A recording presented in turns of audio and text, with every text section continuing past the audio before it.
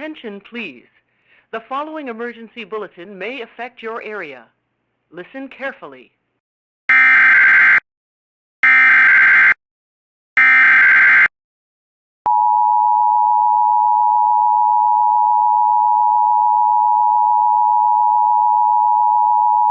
Urgent weather message for the following county, Knox, Ohio. The National Weather Service in Cleveland has issued a tornado warning for Knox County until 6:15 a.m. Eastern Standard Time.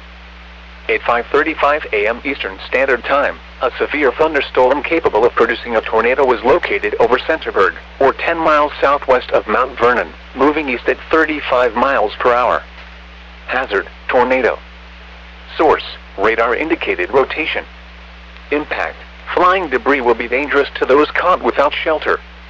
Mobile homes will be damaged or destroyed. Damage to roofs, windows, and vehicles will occur. Tree damage is likely. This dangerous storm will be near Mount Vernon around 5:45 a.m. Eastern Standard Time. Gambia around 5:50 a.m. Eastern Standard Time. Other locations impacted by this tornadic thunderstorm include Martinsburg, Bladensburg, and Gann.